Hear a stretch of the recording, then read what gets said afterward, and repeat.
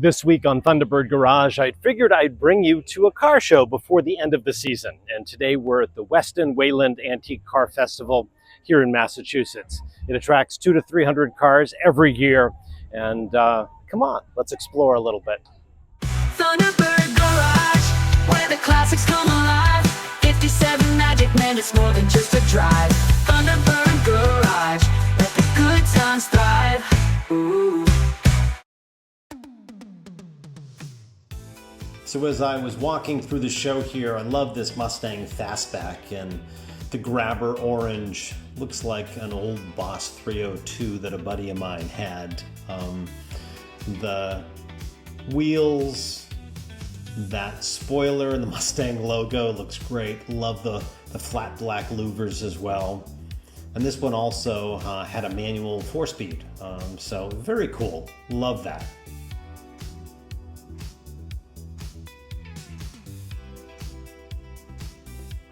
Oh, and check this out. This is a 1957 El Morocco. Reuben Allender was a Canadian businessman who wanted to turn 56 and 57 Chevys into an El Dorado looking thing, but wanted to call it something different. So he called it the El Morocco. Limited production, very cool. And I think if I were to buy any other car in addition to my T-Bird, it would be one of these. This is a 70 Mercedes 280 SL that just is amazing. I love the body style, the fit and finish of this thing at the show, and if you've ever been around one, are just amazing. They're like little vaults, and yeah, I think I'd get the automatic, but oh, and while we're on Mercedes, check this out. A 250 SE Cabriolet also just exudes royalty. I love the wood on that dash, and when you see this massive grille, it just says presidential or something like that. I really love it. And the navy and the tan is a really, really nice color combination.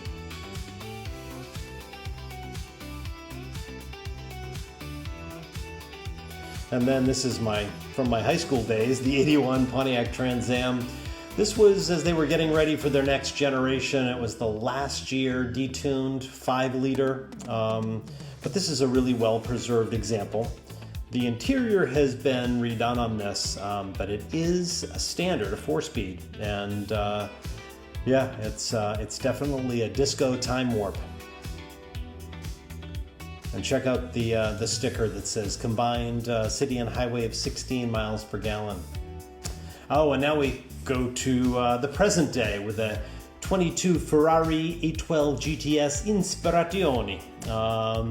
This is a car that lets you know it's arrived. I love the paint job, and just take a look at the front end here. It's just very, very cool. And once again, people know that you have pulled up to the restaurant, the building, or your empire when they see that. And you gotta love this, kind of an old street rod here with dual quads. We've got the ubiquitous fuel tank in the back, and I love the wide white wall racing slicks.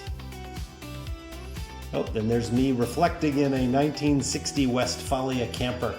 This is also a really, really well-preserved or well-restored version of this camper from 1960. Kind of feels like we need to have, I don't know, Jerry Garcia and fish food ice cream served on that table inside there with the matching salt and pepper shakers. But just a very, very cool version of a 60s memory, right? Well, here's a Pontiac Firebird 400. I wanted one of these very badly. It's a convertible with a 4-speed. I love the aqua and white, very nice color combination, and yeah, I almost bought one of these in high school, as I said, but it needed a new drive shaft, and I didn't know how to do that back then. And here's a 59 Corvette, really rare, monochromatic, white, but with fuel injection. And I like this car because it's kept original. It's got a patina. You can see it on the engine compartment. And then It's a white cove as well as white body, and then as you see me kind of panning over the interior, it's not perfect. It's a car that's showing its age, which is nice. It's not trying to be a museum piece. And then I love to just zoom right in on that logo in the back. I love that Chevy Corvette logo. More Corvettes here, and here we have a Dodge Charger. It's got a 426 with a Hemi and a 4-speed. And I don't know if you've ever driven one of these or ridden in one, but they're not small. They are big vehicles, and you get the 4-speed there. Once again, it feels like a definite 60s statement piece. And that Hemi, you don't need to look any further than that air cleaner. It lets you know that it's in charge of everything around it. And just a very cool car. Some nice Imperial there, Barracuda, another Corvette. Oh, and a BMW 2002. This was a really, really interesting car. I had a teacher who had one of those, very fun. Then a Porsche Speedster that had its own catalog of restoration elements. And here's a 1955 Thunderbird. It's not perfect. It sort of feels like one that I had back in high school, and it needs a lot of work, but it's got a tri-power, which I thought was really interesting.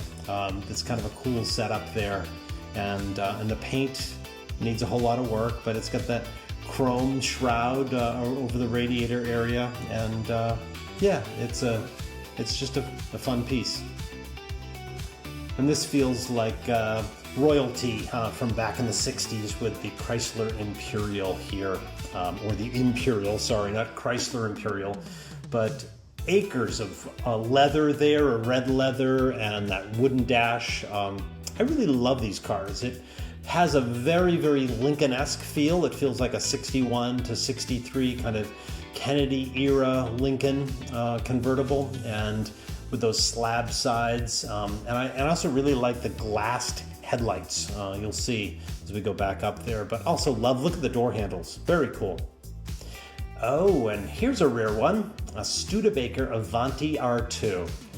This is as quirky as I am. I love this car. I love that interior, the aqua and wood grain with the automatic. And the R series were limited production supercharged versions of these cars that were incredibly fast. And I also just love the real design elements to this. Even the logo, look at that. Gonna zoom in on that. Love that S. And now let's jump to the present again. 2020 Challenger 50th anniversary.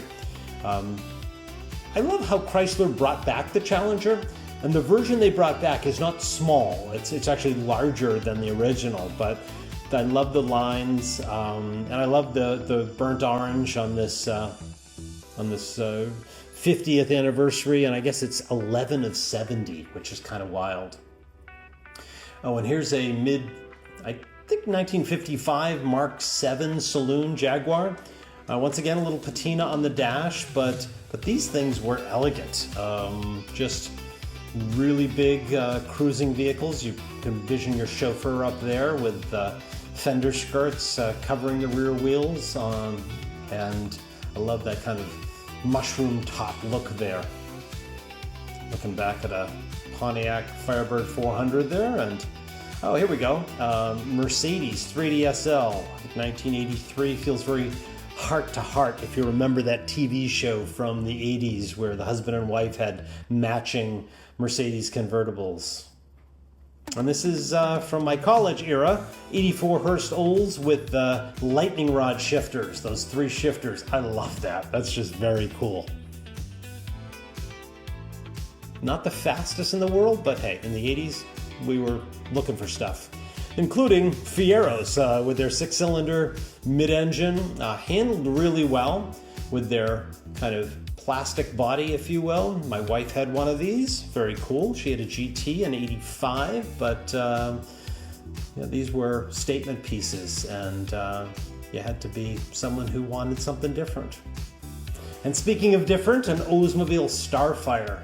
Remember in the 50s, Oldsmobile had their Rocket? Well, By this time the 60s had come around, the space race was going, so they changed their focus to Starfire, not just rockets, which I love. This is a really cool piece. I love the logo there of Starfire and also the chrome beneath the doors. And today we're going to wrap up with a very rare 64 Thunderbird Sports Roadster. Most unusual car class it entered. And this is an electric, I was going to say nightmare, but it is definitely a challenge with their solenoids and servos and motors and everything it took to make that top hide underneath that big metal trunk lid.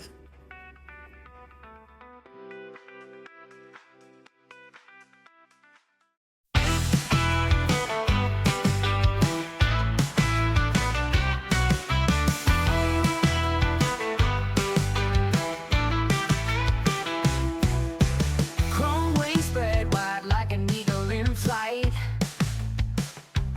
Johnny Braun's dreams under California light.